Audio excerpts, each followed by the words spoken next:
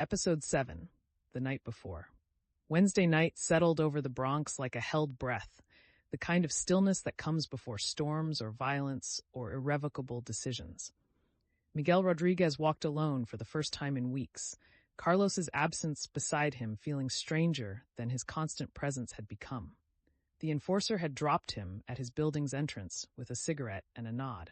Some unspoken understanding passing between them that tomorrow night would change everything, that tonight Miguel deserved a few hours of whatever passed for freedom in his new life. The apartment was dark when Miguel climbed the stairs, his mother and siblings long asleep. He moved through the kitchen without turning on lights, muscle memory guiding him around the table, past the refrigerator with its humming protest, to his shared bedroom, where his younger brothers breathed in synchronized rhythm. He stood in the doorway watching them, thinking about how much they looked like their father in the dim light filtering through the window. The man who disappeared when Miguel was 12, leaving nothing but child support checks that came sporadically and a hole in their lives that Miguel had tried to fill ever since. Tomorrow night, he would carry heroin through the streets of Hunts Point. Tomorrow night, he would become exactly what Diego Santos needed him to be. Not muscle like Carlos, not a soldier who could be replaced, but something more valuable. A smart kid from a good family who could move through the world without suspicion, who could count and think and be trusted with the operation's secrets because Diego owned him completely now, owned him through love and fear and the systematic destruction of every other option. Miguel changed into dark clothes without waking his brothers. Jeans, a black t-shirt, sneakers that wouldn't make noise on metal. He moved back through the apartment like a ghost, pausing at his mother's door to listen to her breathing, steady and deep with the exhaustion of another double shift at the garment factory. She'd left food wrapped in foil on the stove, arroz con gandules and pernil, and the sight of it made his chest tight with a guilt that had no name, no clear shape. Only the weight of knowing he was about to betray everything she'd sacrificed to keep him safe. The fire escape outside his window was still warm from the day's heat, the metal holding the sun's memory even in darkness. Miguel climbed down carefully, years of practice making him silent, invisible to the neighbors who might look out and wonder why a good kid was sneaking out at midnight on a Wednesday. The alley behind his building smelled like garbage, piss, and the particular sweetness of rot that defined summer in the Bronx, but Miguel barely noticed.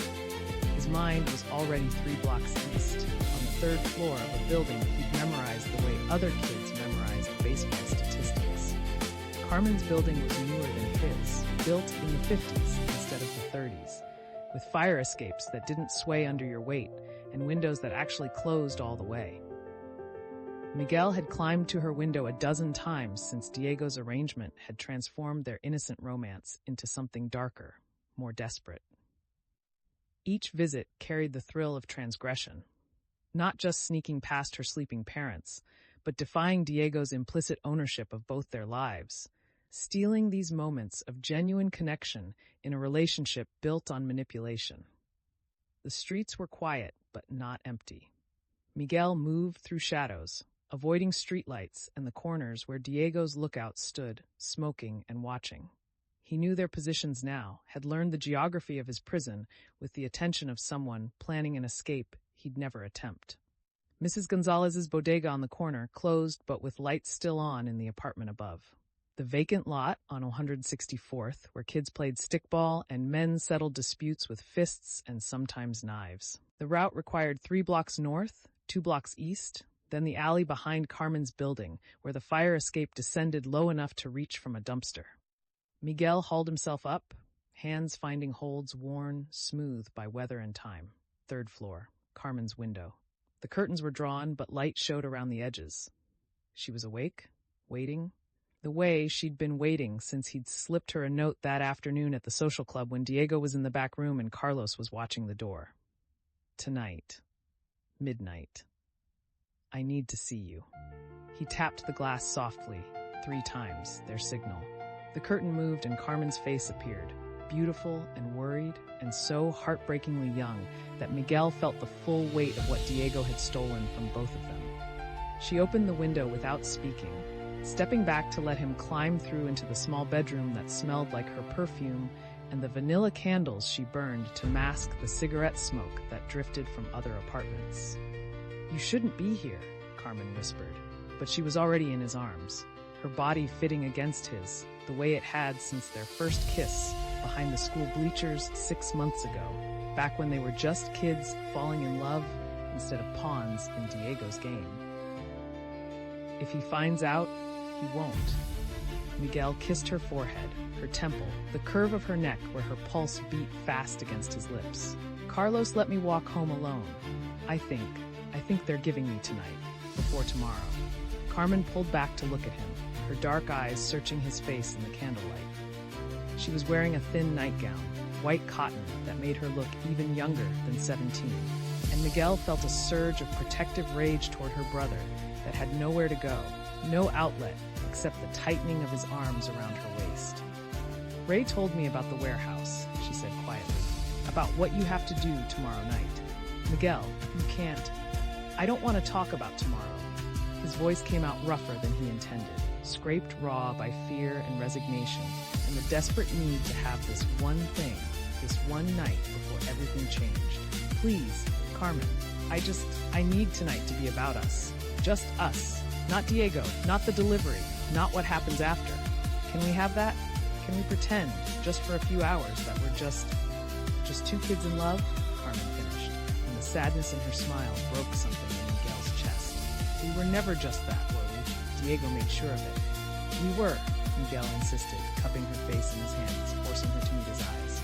"At the beginning, before I knew, before you knew. Those first weeks were real. What I feel for you is real. That's the only thing Diego doesn't own." Carmen's eyes filled with tears that she blinked back fiercely. "I love you," she whispered.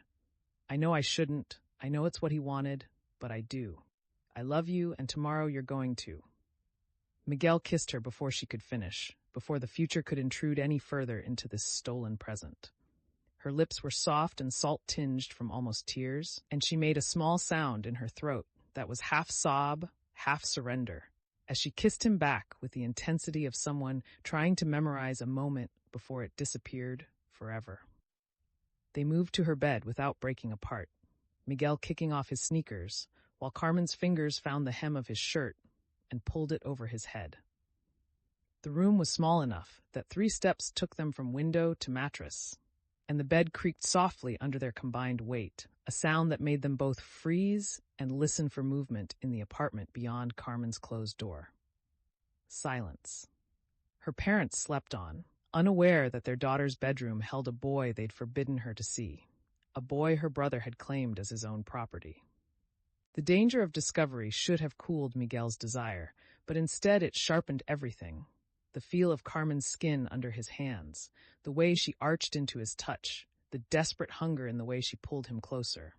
"I want to remember this," Carmen breathed against his mouth, as Miguel's hands found the curve of her waist, slid up to cup her breast through the thin cotton of her nightgown. Her nipple hardened under his palm, and she gasped, the sound muffled against his shoulder. "I want to remember what it feels like when it's just us, when it's real."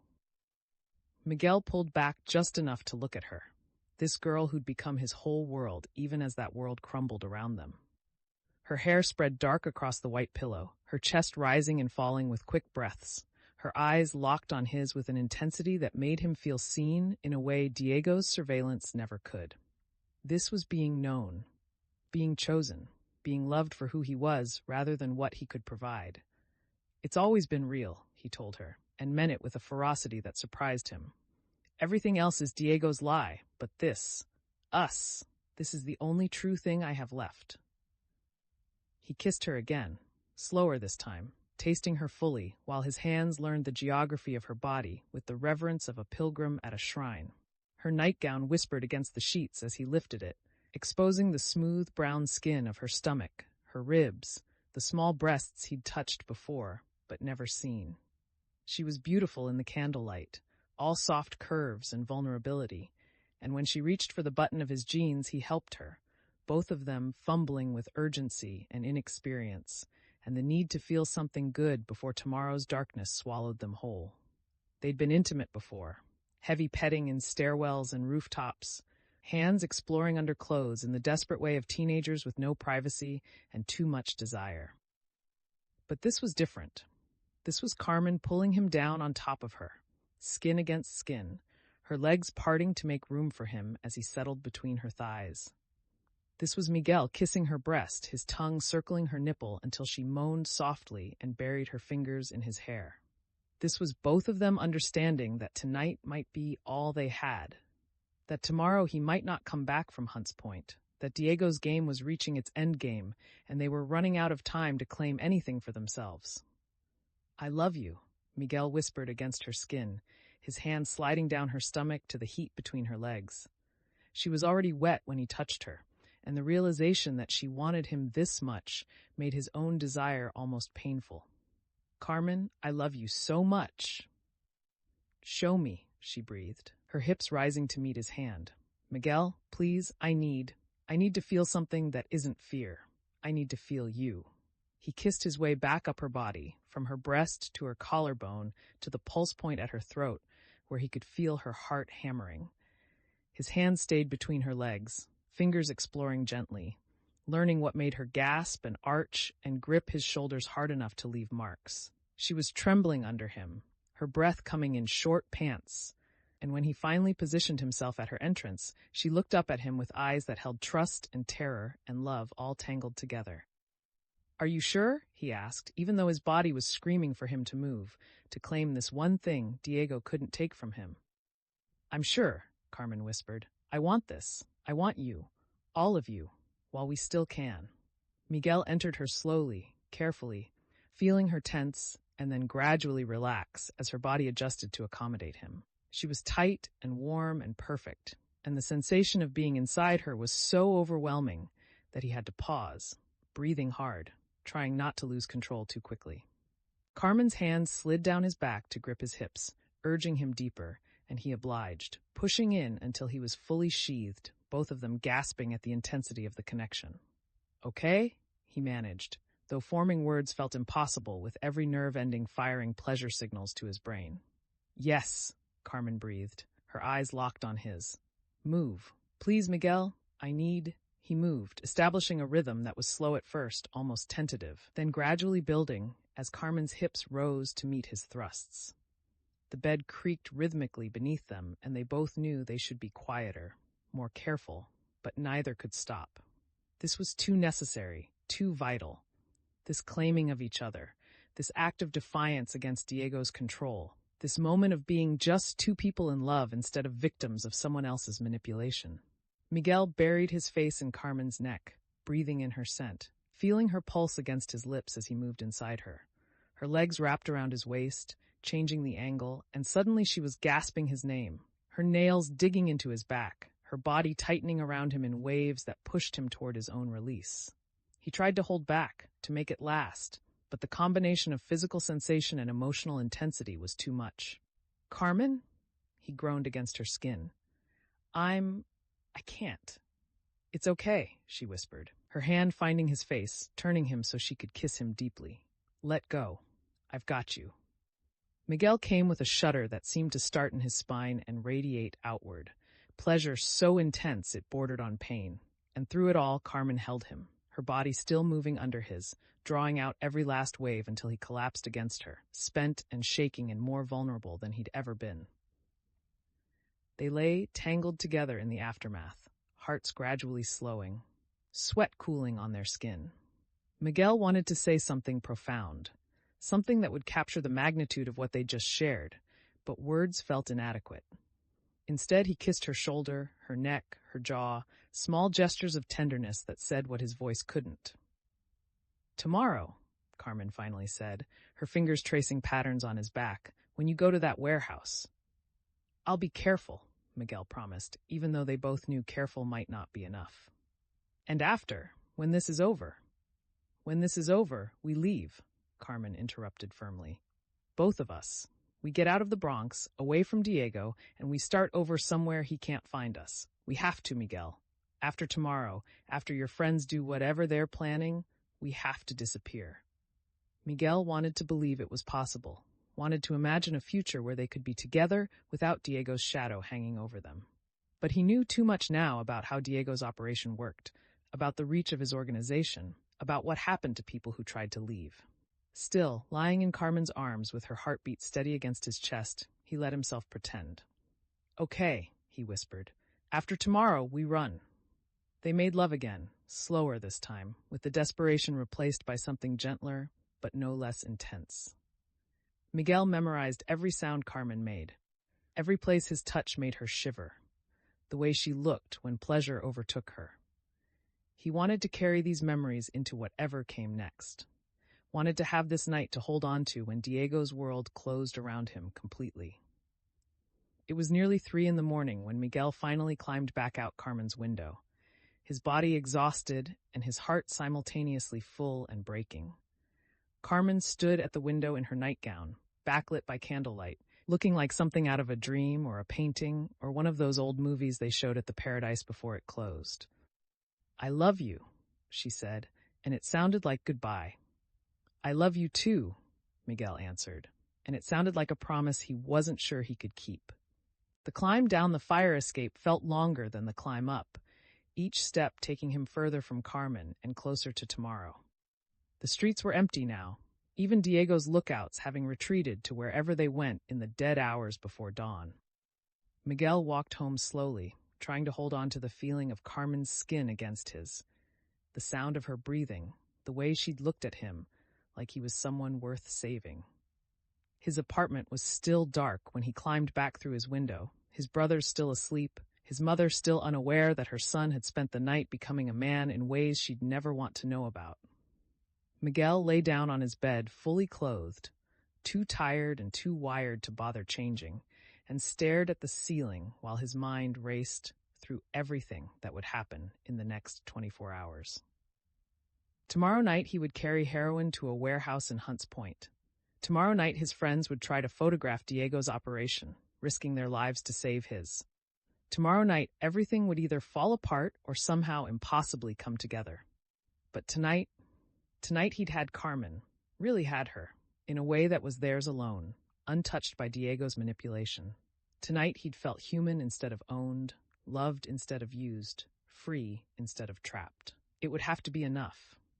Because tomorrow, Miguel knew, he might lose everything, his freedom, his friends, his life. But he'd always have tonight, this one perfect night when he'd climbed a fire escape like Romeo and made love to the girl he'd die for, the girl whose brother was going to destroy them both, the girl who'd given him something Diego could never take away, the memory of being chosen, being wanted, being loved for exactly who he was instead of what he could provide. Miguel closed his eyes and tried to sleep, but all he could feel was Carmen's skin under his hands. All he could hear was her voice whispering his name. All he could see was the warehouse in Hunts Point, waiting like a mouth ready to swallow him whole. 24 hours. That's all the time he had left before everything changed. 24 hours. And then the bill for Diego's protection would come due in full, paid in heroin and betrayal and whatever pieces of Miguel's soul were left to trade. But for now, in these last quiet hours before dawn, he let himself remember what it felt like to be free, to be loved, to be just a boy who'd climbed through a window to be with the girl who held his heart. It was the last piece Miguel Rodriguez would know for a very long time.